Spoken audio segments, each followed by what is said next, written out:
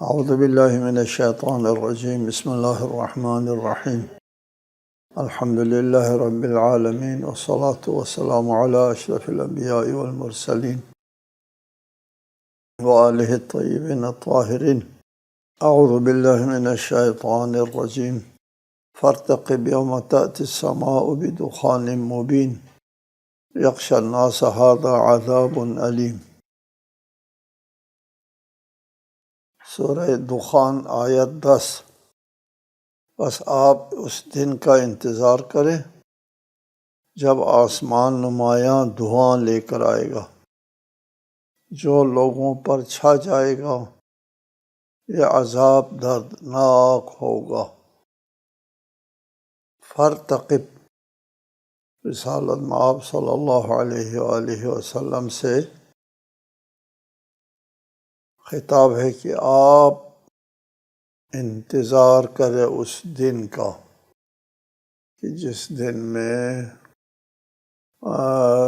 آسمان میں ایک دھواں پیدا ہوگا۔ اس کی دو تفسیریں۔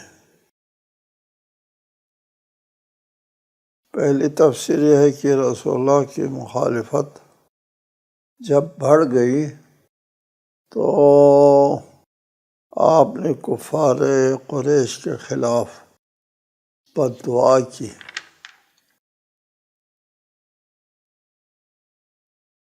اس بد دعا میں فرمایا، اے اللہ ان لوگوں کے اوپر ایک قحط نازل کریں، جو حضرت یوسف کے زمانے میں مصر کے اوپر جو قحطی آئی تھی۔ چنانچہ اس دعا کے نتیجے میں مکے میں قحطی ایک آ گئی اور لوگ جو ہے وہ مردار کھانے لگ گئے اور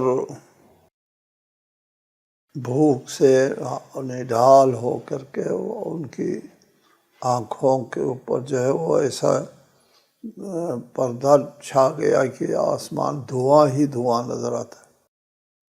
اس روایت کے مطابق دھواں سے مراد حقیقی دھواں نہیں ہے، بلکہ قحطی کی وجہ سے لوگوں کے نظروں میں آنے والا دھواں ہے۔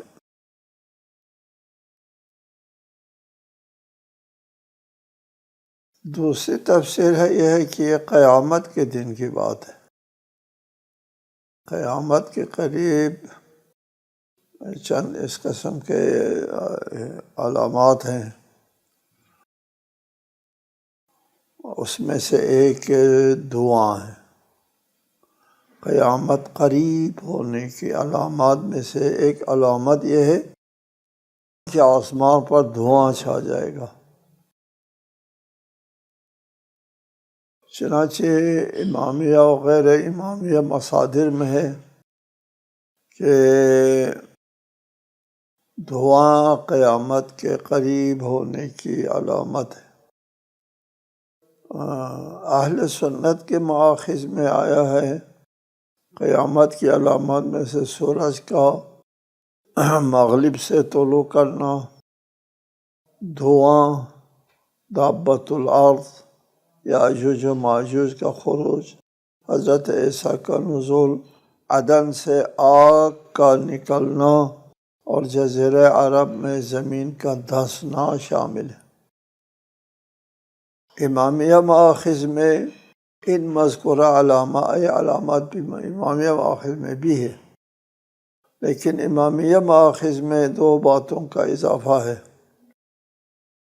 وہ یہ ہے کہ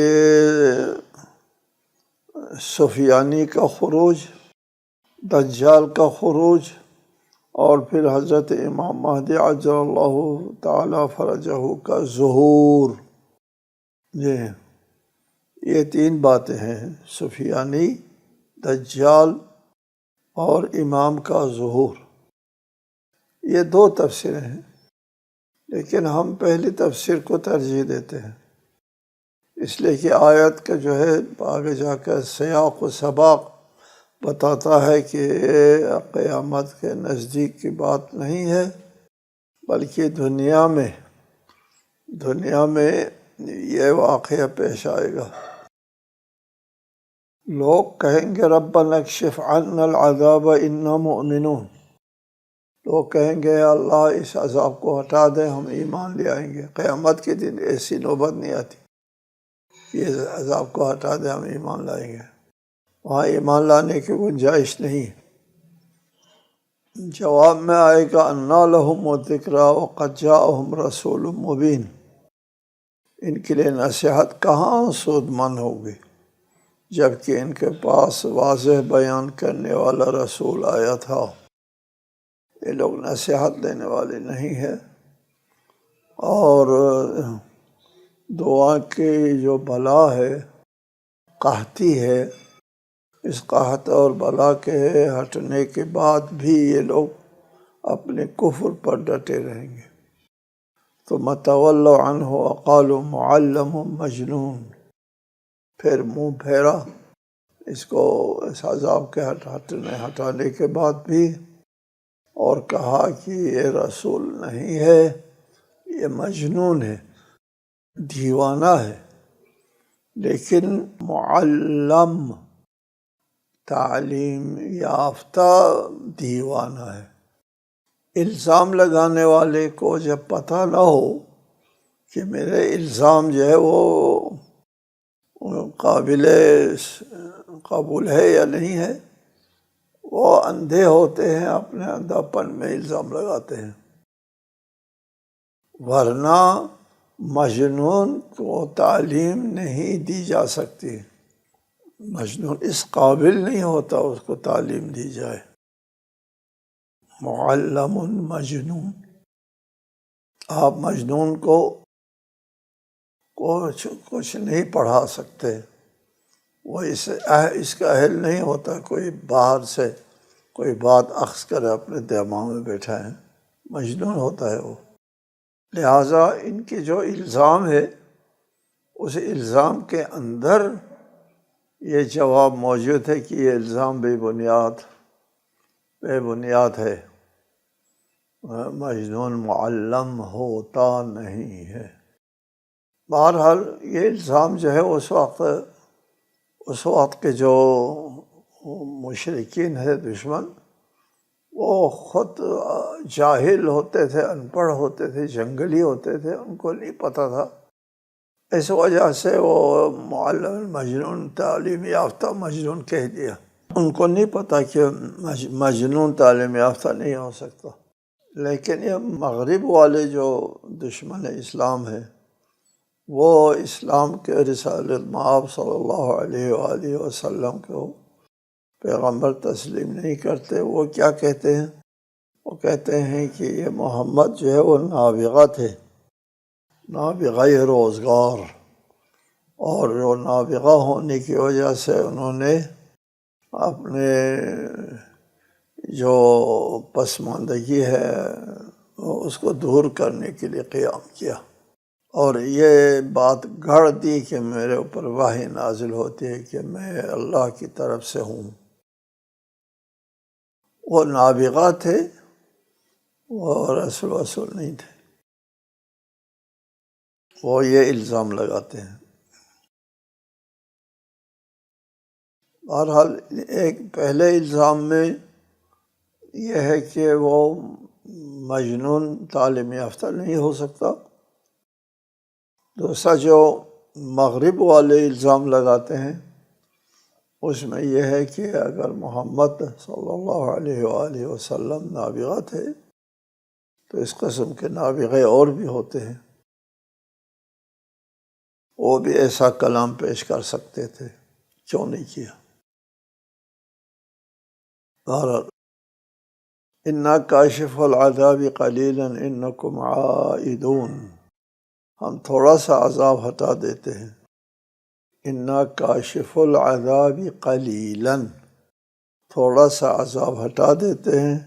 انکم عائدون، یقیناً تم وہی کچھ کرو گے جو پہلے کیا کرتے تھے۔ اس آیت سے بھی یہی معلوم ہوتا ہے کہ عذاب ٹلنے کے بعد وہ دوبارہ اپنے معمول اور کفر و شرک میں مشغول ہو جاتے ہیں۔ یہ پھر عذاب قیامت نہیں ہے، دنیا کا عذاب ہے۔ یوم نبطش البطشۃ الکبریٰ انا منتقمون، اب قیامت کا ذکر شروع ہو گیا۔ جس دن ہم بڑی کاری ضرب لگائیں گے، ہم اس دن انتقام لینے والے ہیں۔ یوم نبطش البطشۃ الکبریٰ، البطش جو ہے وہ کاری ضرب لگانے کہتے ہیں۔ یہ اس آیت کا تعلق جو ہے وہ قیامت سے ہے، اس لیے ہم نے دوسری تفسیر جو ہے اس کو کہ یہ دخان اس میں پہلی تفسیر، یہ دخان دنیا میں آنے والے اس قحطی کی طرف، اس عذاب کی طرف اشارہ ہے۔ وَلَقَدْ فَتَنَّا قَبْلَهُمْ قَوْمَ فِرْعَوْنَ وَجَاءَهُمْ رَسُولٌ كَرِيمٌ أَنْ أَدُّوا إِلَيَّ عِبَادَ اللَّهِ إِنِّي لَكُمْ رَسُولٌ أَمِينٌ، اور ان سے پہلے ہم نے فرعون کی قوم کو آزمائش میں ڈالا، فتنہ آزمائش میں ڈالا، اور ان کے پاس ایک معزز رسول آیا، جاءہم رسول کریم، ایک معزز رسول آیا۔ اس رسول کا یہ مطالبہ تھا کہ اللہ کے بندوں کو میرے حوالے کرو، میں تمہارے لیے امانت دار رسول ہوں۔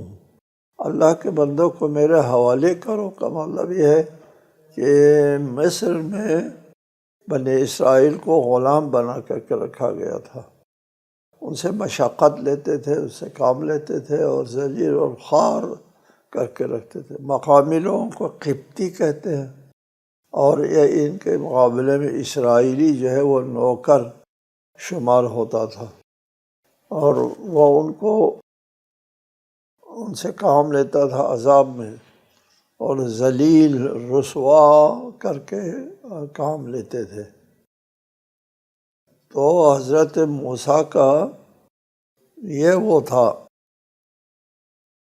ان ادّوا الیہ عباد اللہ، اللہ کے بندوں کو میرے حوالے کرو، ہم کو مصر چھوڑ کے کنعان جانے دو۔ یہ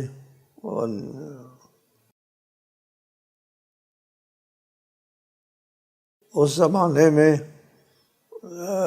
فلسطین کو کنعان کہتے تھے، فلسطین جانے دو، فلسطین سے آئے تھے۔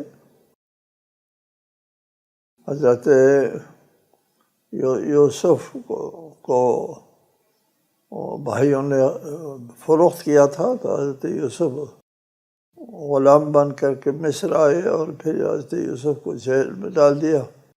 پھر حضرت یوسف جو ہے دربار میں پہنچ گیا، اور خزائن الارض یعنی وزیر خزانہ بن گئے، اور پھر وہاں والدین کو بھی وہاں مصر بلایا، اور بنی اسرائیل کے بہت سارے لوگ جو ہے اس وقت اسرائیل سے منتقل ہو کر کے مصر میں آباد ہوئے۔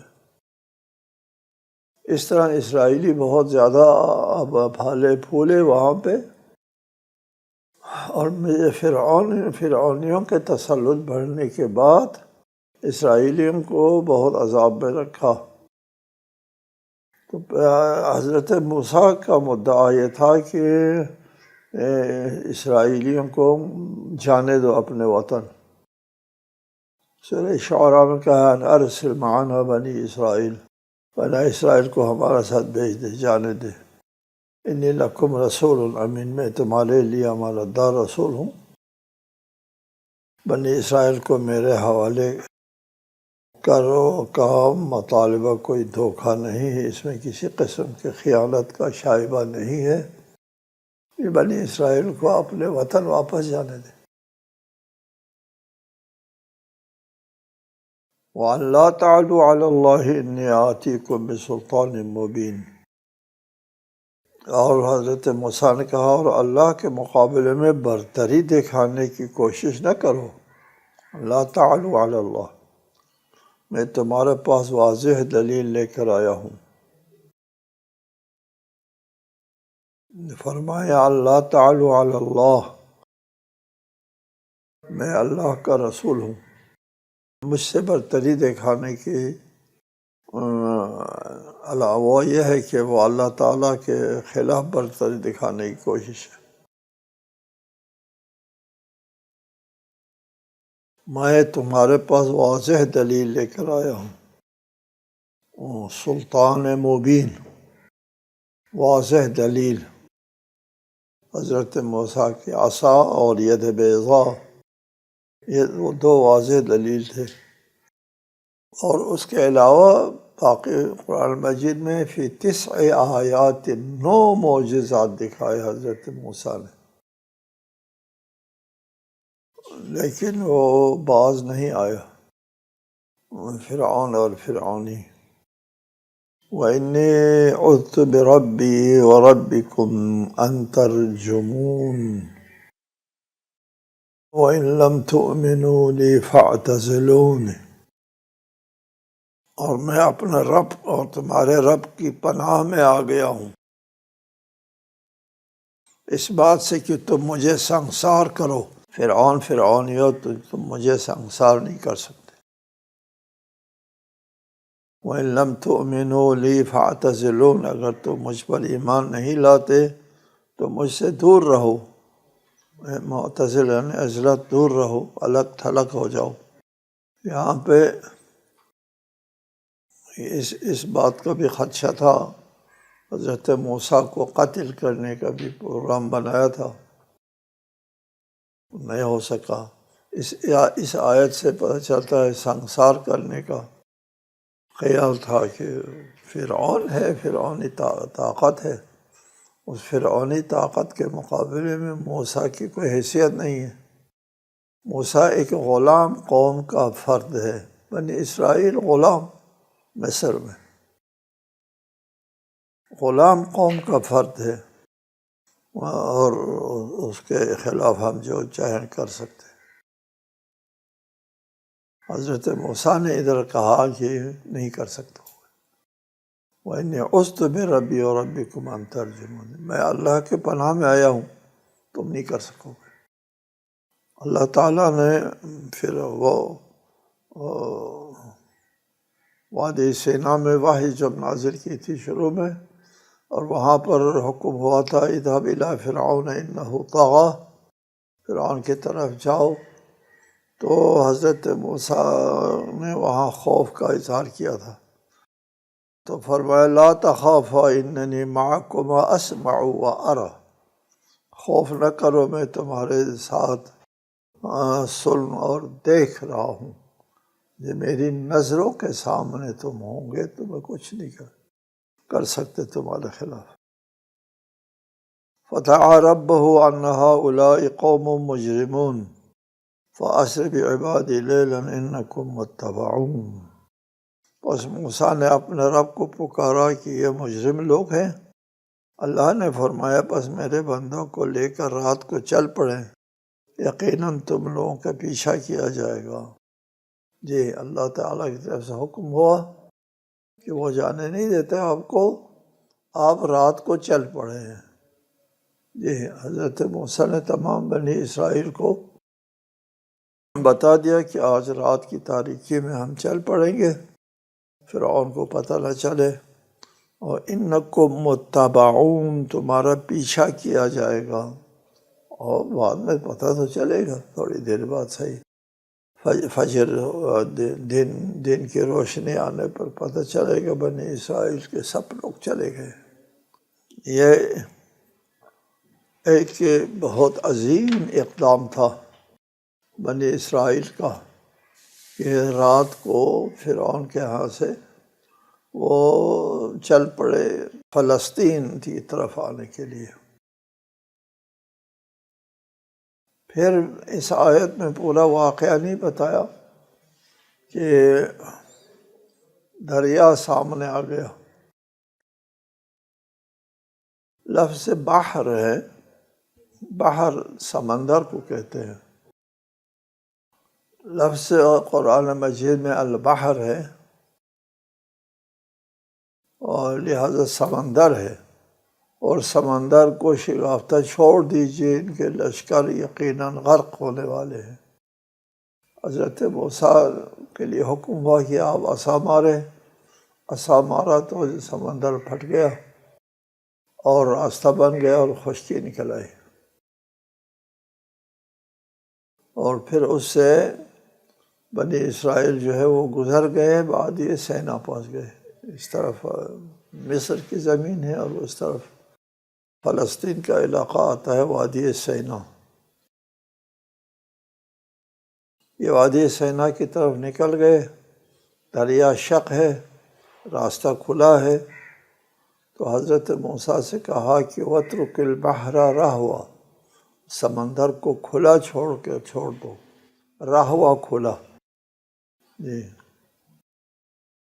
اِنَّهُمْ جُنْدٌ مُغْرَقُونَ، یہ فرعونی جو ہے اسے لشکر ہے جو غرق ہونے والے ہیں، ان کو اس راستے سے آنے دو، اس راستے کو آپ نے شق کیا ہے اور اس میں آپ آنے دو۔ قرآنی آیات سے اور معجزاتی دنیا کے حوالے سے یہ ہے کہ حضرت موسیٰ نے جب عصا ماری حکم خدا سے سمندر پر، تو سمندر شق ہو گیا، فَكَانَ كُلُّ فِرْقٍ كَالطَّوْدِ الْعَظِيمِ، دونوں طرف جو ہے وہ بڑی پہاڑ کی طرح ہو گئے، اور اس سے بنی اسرائیل آرام سے گزر گئے، اور بنی اسرائیل سے کہا تم اسی طرح اس کو رہنے دو، اس کو مت وہ دوبارہ اس میں وہ لوگ آ جائیں گے، مصری فرعون بھی ساتھ تھا۔ وہ جب اس راستے میں آ گئے تو دریا جو ہے وہ جڑ گئے اور یہ غرق ہو گئے، اس میں فرعون بھی غرق ہو گیا، اور فرعون کا جو لاش ہے وہ نکالا گیا، اور نکال کر کے وہ فرعون جو ہے اپنی فرعونی فراعنہ بادشاہوں کو وہ محفوظ کرتے تھے، حنوط وغیرہ لگا کر کے اس کو، اس کے جنازے کو محفوظ کرتے ہیں، آج بھی موجود ہے۔ ہم اس کی وضاحت انشاءاللہ بعد میں کریں گے، ابھی وقت ختم ہو گیا۔ السلام علیکم ورحمۃ اللہ وبرکاتہ۔